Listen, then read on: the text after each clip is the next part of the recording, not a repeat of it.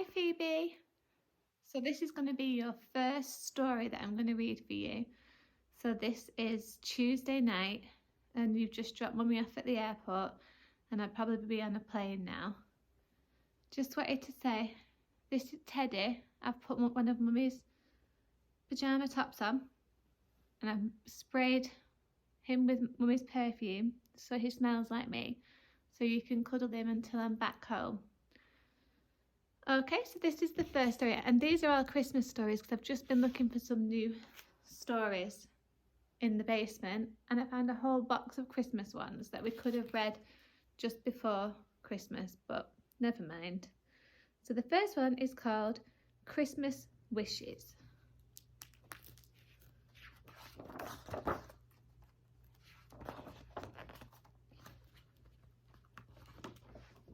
On the night before Christmas, the tree was all hung with lights and with baubles that shone as they swung. The branches were dangled with glittering things, while the fairy perched high with her wand and her wings.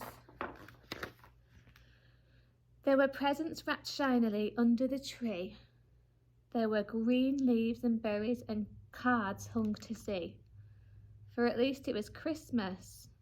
For at last it was Christmas, and late Christmas Eve is when Santa Claus visits, so folk believe.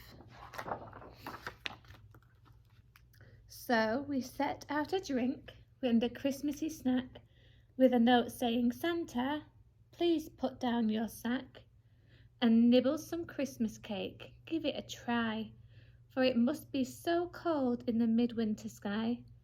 And here are some carrots, so crunchy and sweet, your hard-working reindeer could do with a treat. Then Dad told a story and Mum sang a song, and soon it was time to be getting along. So we hung up our stockings and went to our beds, as thoughts of our presents swam round in our heads. We lay in our beds as the minutes went by, but all we could do was to wriggle and sigh. To stay up at Christmas just couldn't be right. But in through our window the moon shone so bright. It must have been later than midnight, I guess, and our heads were all hot and our beds were a mess. When outside the window we heard a jingle jangle, which made our hearts leap and our skin start to tingle. This looks like Father Christmas is here.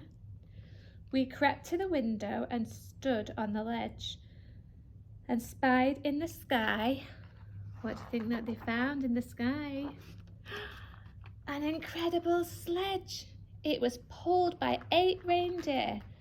The first had a nose that glowed quite as brightly as any red rose. Who do you think that is? The reindeer with the red nose. The sledge had a cargo of sacks piled up high, which the reindeer had cantered across the night sky. And there, as we watched it, the driver leaned out as both of us struggled to hold back a shout. His suit was bright red and his beard was white. It's Santa, we whispered with gasps of delight.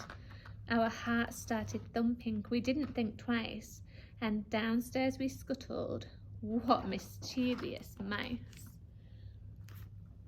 Old Santa had come down the chimney, and now he was wiping the soot from his beard and his brow. He read all our messages, mumbled, let's see. Then he filled up our stockings and chuckled with glee. He nibbled some cake, and then, what do you think? He turned round to face us and gave us a wink. He waggled his finger but smiled as he said, what cheeky young children, be off now to bed.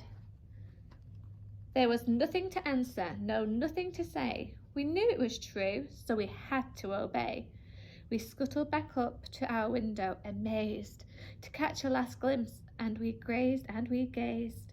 Old Santa was giving his reindeer a munch of the carrots we'd left, and some apples to crunch.